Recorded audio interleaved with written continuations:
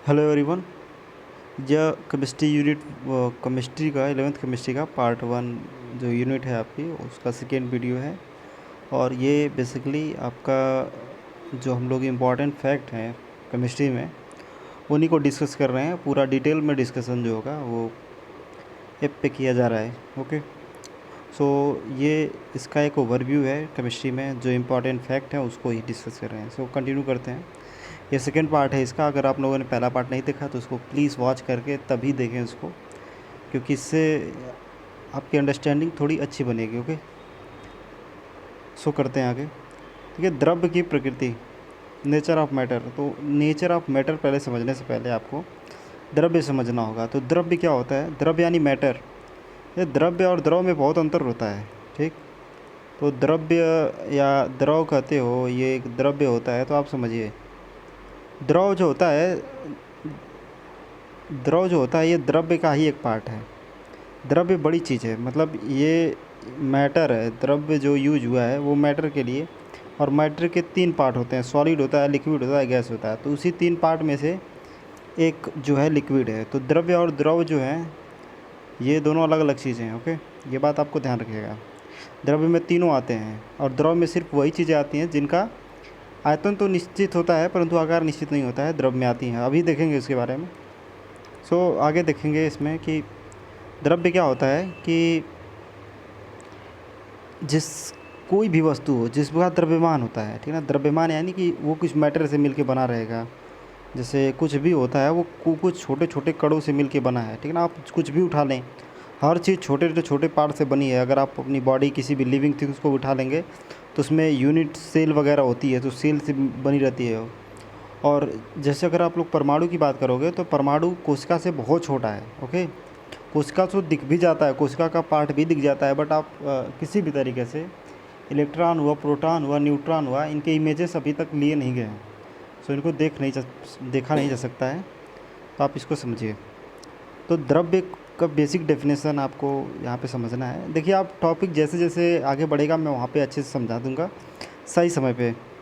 सो आपको पेशेंस रख के इसको बस वॉच करना है। जो चीज़ें बता रहा हूँ उसी को आपको बस माइंड में बिठाना, आपका काम हो जाएगा। जिसका द्रव्यमान होता है और जो स्थान घेरता है, कोई भी मैटर होता है वो स्थान घेरता है। ओके, सो इसमें नेक्स्ट और देख लेते हैं।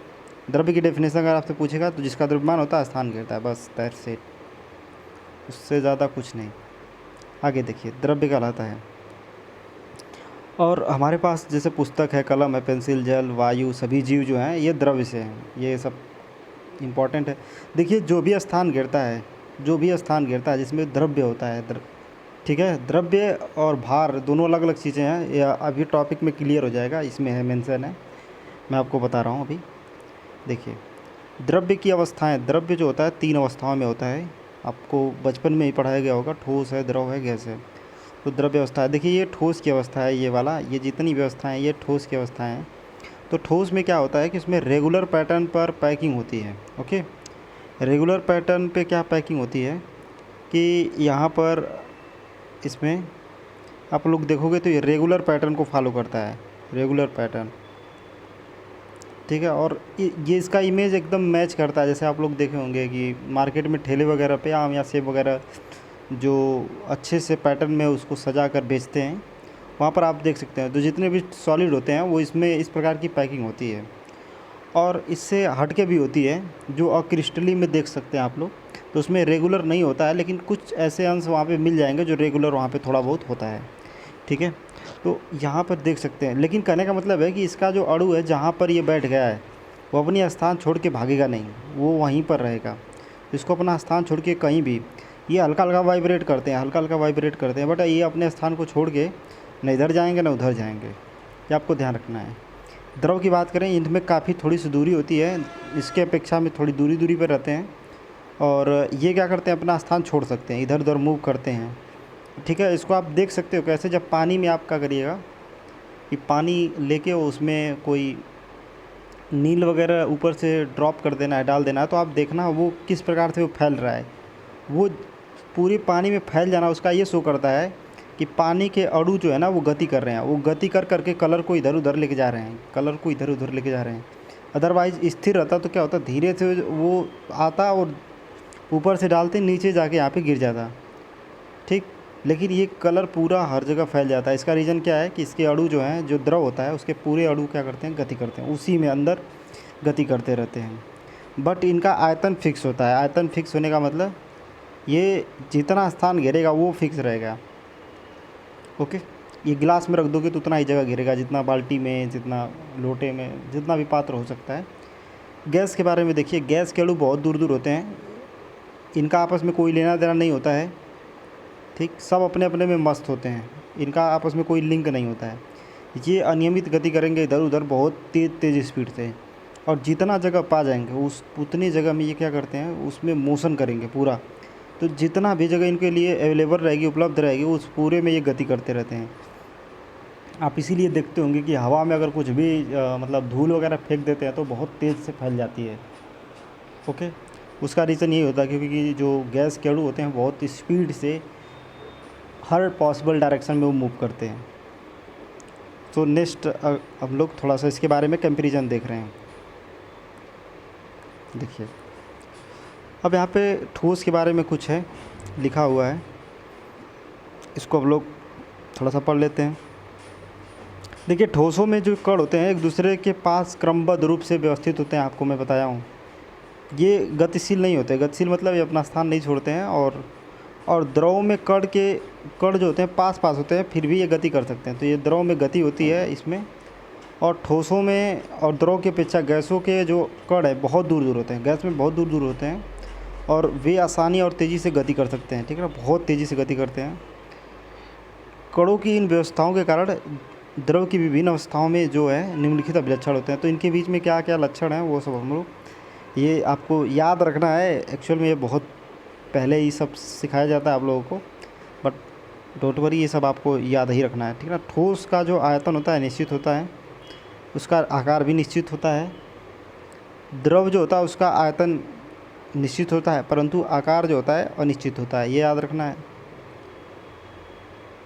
सॉरी, द्रव का जो आयतन है वो निश्चित होता है, आकार निश्चित नहीं होता, क्योंकि जिसमें भी रख दोगे जिस भी पात्र में, वो पात्र की जगह घेर लेगा, ठीक है ना, उसी शेप का हो जाएगा। कटोरी में रखोगे कटोरी जैसा शेप बना लेगा, गिलास में रखोगे गिलास जैसा शेप बना लेगा। तो जिस भी पात्र में आप लोग उसको रखोगे वो उसी का शेप ले लेगा। अच्छा, गैस का जो आयतन होता है या आकार होता है ये कुछ भी निश्चित नहीं होता है, जिसमें रखोगे वो उसी का आकार ले लेगा और उतना ही आयतन घेर लेगा। तो इसका आयतन और आकार निश्चित नहीं होता है। देखिए, ताप और दाब की परिस्थितियों में परिवर्तन करके इन अवस्थाओं को परिवर्तित किया जा सकता है। यानी अगर सॉलिड है तो सॉलिड को लिक्विड में और लिक्विड को गैस में ऐसे कन्वर्ट किया जा सकता है, ओके। तो कैसे, जैसे मान लीजिए कि आपके पास बर्फ़ है, बर्फ़ ठंडी है तो उसको टेम्परेचर देंगे तो वो पानी में बदल जाएगा, और उसको और टेम्परेचर बढ़ाते चले जाएंगे तो एक टाइम ऐसा आएगा कि वो भाप में कन्वर्ट हो जाएगा। तो ताप बढ़ाकर भी क्या कर सकते हैं हम लोग वहाँ पर कि उसमें कुछ उसके जो कण की जो पोजीशन है उसको चेंज कर सकते हैं। और जब कण की पोजीशन चेंज हो जाती है तो वो धीरे धीरे, पहले अगर बहुत पास है तो सॉलिड में रहेगा, और उससे दूर कर दिया हम लोग टेम्परेचर बढ़ा के तो लिक्विड में चला जाएगा, और लिक्विड के बाद वो गैस में चला जाएगा। उसका उल्टा भी कर सकते हैं, कोई भाप है, भाप को ठंडा करेंगे तो लिक्विड में बदल जाएगा, और लिक्विड को और ठंडा करेंगे तो बर्फ़ में बदल जाएगा। सो इस बात को आप लोग को ध्यान रखना है, ओके। देखिए, नेक्स्ट यहाँ पर वही बताया गया है।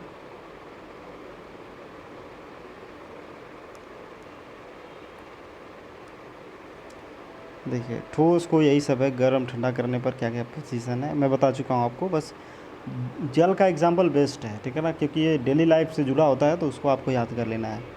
अब इसमें अगला जो पढ़ेंगे आप लोग, द्रव्य का वर्गीकरण। तो द्रव्य का वर्गीकरण आई होप ये सब कक्षा 9th में भी है, ओके। तो वहाँ पर भी आप इसको पढ़े होंगे, लेकिन मैं यहाँ पे बता दे रहा हूँ। शुद्ध पदार्थ और यहाँ पर द्रव्य क्या होता है, द्रव्य यानी मैटर, वही ठोस द्रव गैस जिसमें होते हैं। तो ये दो प्रकार के हो सकते हैं, या तो मिश्रण होगा या तो शुद्ध पदार्थ होगा। मिश्रण क्या होता है, जब दो चीज़ों को मिलाया जाता है उनका कोई निश्चित अनुपात नहीं होता है। निश्चित अनुपात का मतलब किसी भी तरीके से, किसी को 1 चम्मच मिला दो, 2 चम्मच मिला दो, कोई लिखा नहीं है फिक्स किसको इतना ही मिलाना है। तो जब भी आप बिना कोई कैलकुलेशन के या बिना कोई डाटा के जो है आप मिलावट कर देते हो तो मिश्रण हो जाता है, ओके। उसमें कोई फिक्स अनुपात नहीं होता कि इतना ही मिलेगा तभी ये कोई चीज़ बनती है, ठीक। जैसे मान लीजिए शरबत बनाना है तो आप चीनी डाल देंगे, पानी डाल देंगे, तो अब चीनी और पानी कितना इसमें लेना है उसमें वो मेंशन नहीं होता है कुछ भी, कि शरबत का एक क्या कंपोजिशन होना चाहिए, एक आइडियल सिचुएशन क्या होनी चाहिए, और या उसका कोई स्टैंडर्ड क्या होना चाहिए, ये सब मेंशन नहीं हुआ होता है। समांगी कहलाता है किसी भी रेशियो में मिला देंगे वो शरबत ही बनेगा।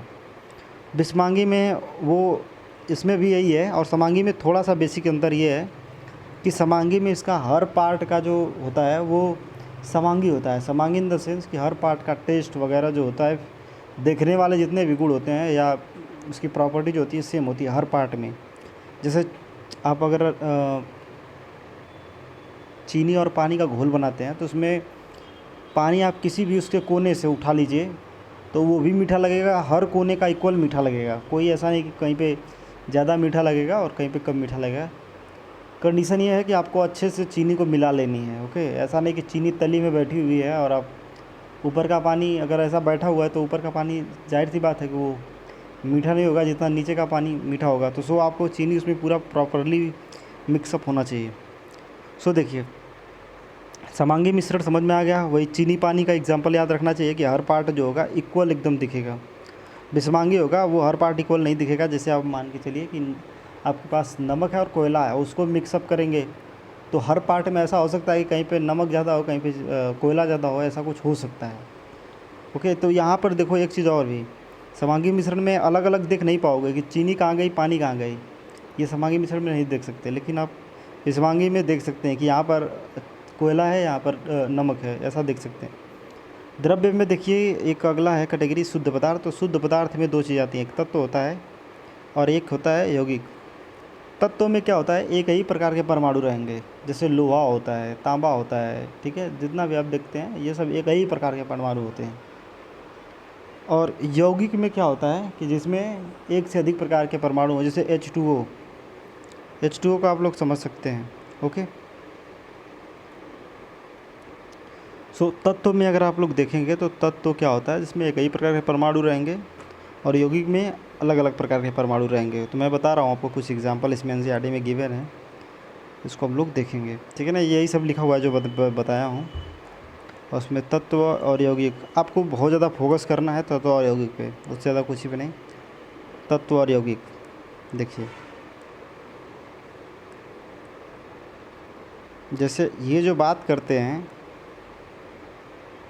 ये हाइड्रोजन का परमाणु है, ऑक्सीजन परमाणु है, नाइट्रोजन परमाणु है, कॉपर है, सोडियम है। तो ये तत्वों के परमाणु हैं। तत्वों के परमाणु समझिए, कोई भी तत्व बनता है तो उसका बेसिक स्ट्रक्चर होता है एक परमाणु। वही परमाणु कई बार रिपीट करता है अपने आप को, यानी परमाणुओं की कुछ संख्या होती है और वो संख्या से क्या होता है, तत्व का निर्माण होने लगता है। एक ही प्रकार के रहेंगे। जैसे अगर आप मान के चलिए कि सोडियम का टुकड़ा लेके आएंगे तो सोडियम के टुकड़े में हर जगह यही सोडियम का परमाणु ही रहेगा, हर जगह सोडियम का परमाणु रहेगा। जैसे तांबे का कुछ भी लेंगे बर्तन वगैरह तो उसमें तांबे के परमाणु रहेंगे।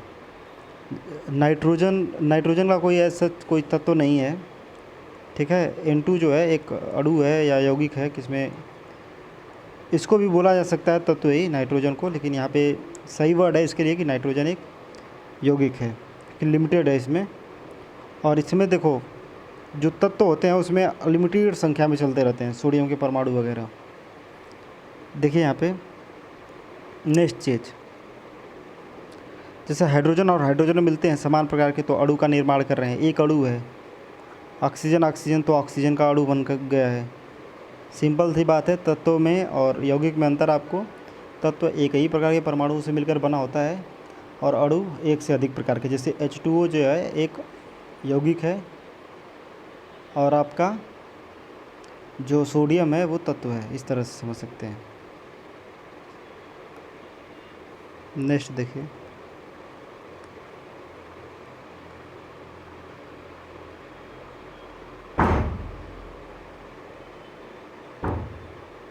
देखिए यहाँ पर एक यौगिक को दिखाया गया है H2O, यहाँ पर CO2 है, इस तरह से हम लोग यहाँ पर देख सकते हैं। ओके, और किसी भी पदार्थ के भौतिक एवं रासायनिक गुणधर्म यहाँ पे दिया हुआ है, तो उसको क्या समझते हैं। भौतिक गुणधर्म में क्या क्या आते हैं, उसका रंग आता है, गंध आता है, गलनांक, क्वथनांक, घनत्व। रंग आप लोग समझ रहे हैं, जिसमें आप लोग ये एक रंग कैसे पता चलता है, आपकी प्रकाश की एक कैरेक्टरिस्टिक होती है आपकी, जो दृश्य प्रकाश होता है उससे रिलेटेड आता है, विबग्योर कहते हैं आप लोग। गंध होता है स्मेल, यानी हर मटेरियल का एक गंध होता है, गंध नहीं भी होता है, ऐसा भी होता है। तो गलनांक क्या होता है, वही जिसमें आप लोग किसी सॉलिड को लिक्विड में कन्वर्ट कर देते हैं, वो गलनांक होता है। क्वथनांक क्या होता है, जब किसी लिक्विड को आप उसको गैसियस स्टेज में पहुंचा देते हैं, वो उसका क्वथनांक होता है। डेंसिटी रिलेटेड होता है कि जो उसमें फंडामेंटल पार्टिकल हैं या परमाणु हैं या अणु हैं, वो किस प्रकार से पैक हुए हैं, वहाँ पे कितने पास पास हैं या कितने दूर दूर हैं। अगर दूर दूर होते हैं तो ऐसा बोला जाता है कि इसका घनत्व तो कम है, अगर पास पास हैं तो इसको बोलेंगे कि इसका घनत्व तो ज़्यादा है। ओके, ये सभी चीज़ें हम लोग कहते हैं भौतिक गुणधर्म है। रासायनिक गुणधर्म में क्या क्या आते हैं, उसका संगठन, ज्वलनशीलता, अम्ल क्षार आदि से अभिक्रियाशीलता, बहुत और चीज़ें आती हैं। संगठन यानी कैसे बना है उसमें, जैसे आप लोग बाद में चल के पढ़ेंगे, किसका बॉन्ड ऑर्डर कितना है, बॉन्ड लेंथ कितना है, ठीक है ना, बॉन्ड एंगल कितना है, ठीक है ना, हाइब्रिडाइजेशन कितना है, स्ट्रक्चर कितना है, कैसा है, वो सब पूरी चीज़ें हम लोग पढ़ते हैं। ज्वलनशीलता पढ़ते हैं कि क्या है, आग इसको तेज़ी से पकड़ता है या स्लो से पकड़ता है, ये सब पढ़ा जाता है। अम्ल क्षार से रिएक्शन कैसे करता है, तो रिएक्शन करता है तो किस प्रकार का प्रोडक्ट बनाता है, अगर नहीं करता है तो किस कंडीशन पे करेगा, ये भी सब हम लोग देखेंगे। टेम्परेचर ज़्यादा करने पर रिएक्टिविटी रेट क्या होगा, ये सब पढ़ा जाता है इसके रासायनिक गुणधर्म में। सो आपको मैं बेसिक ओवरव्यू दे रहा हूँ और टॉपिक अभी चालू नहीं हुआ है, बस आपको एक आइडिया मिले कि आपको पढ़ना क्या है। जब हम लोग टॉपिक आएगा प्रॉपर वे में, उसको वहाँ पे जब चैप्टर में हम लोग इसके बारे में डिटेल में अध्ययन करेंगे। बस एक ओवरव्यू आपको लेना है। ओके, देखिए, भौतिक गुणधर्मों को पहचान संगठन को परिवर्तित किए बिना मापा या देखे जा सकता है, ठीक है ना। आप जैसे किसी को रंग देखना है, रंग किसी का देखना, तो अब उसमें ऐसा थोड़ी ना है कि अब मान लो कि दूध है, दूध वाइट कलर का है, तो आप 1 गिलास 2 गिलास करके ही देखोगे तभी वाइट दिखेगा, वो जितना रहेगा सब वाइट दिखेगा। यही बात इसमें लिखी गई है, तो आप इसको पढ़ सकते हो आगे, ठीक है ना। रासायनिक गुणधर्मों में क्षारता, दायता वगैरह ये सब हैं, ठीक है। ये आगे भी है, भौतिक गुणधर्मों का मापन, ये हम लोग यूनिट एंड मेजरमेंट में देखेंगे ये सब टॉपिक। ये अंतर्राष्ट्रीय पद्धति एसआई वगैरह क्या होती है वहाँ पे फिजिक्स में मैं इसके बारे में बताऊँगा। अच्छा, यहाँ पे अगर आप लोग देखेंगे तो इसको भी मैं वहीं पे बताऊँगा, बट आप ये यहाँ पे एक बार देख लीजिए। लंबाई जो होती है यल से दिखाते हैं, मीटर होता है स्मॉल एम। द्रव्यमान जो होता है स्मॉल, ये मास होता है, प्रत्येक यम यूज करते हैं और उसके लिए किलोग्राम केजी। समय होता है, टाइम होता है सेकेंड और यस से दिखाते हैं। और विद्युत धारा होती है आई एम्पियर से दिखाते हैं और ए से। ऊष्मागतिकी तापक्रम टी से, केल्विन होता है तापमान का मात्रक केल्विन। और पदार्थ की जो मात्रा होती है उसको एन से दिखाते हैं, मोल कहते हैं इसको। ज्योति तीव्रता होती है कैंडेला होती है IV, इस तरह से डिनोशन होता है इसके लिए। और CD यूज किया जाता है। इसमें आपको याद क्या रखना है, तापमान, विद्युत धारा और पदार्थ की मात्रा, बाकी वो सब चीज़ें याद रहती हैं, आपको उसको याद कर लेना है। इसमें कुछ डेफिनेशन दी गई है कि 1 मीटर किसको बोलेंगे, 1 किलोग्राम किसको बोलेंगे, 1 सेकेंड किसको बोलते हैं।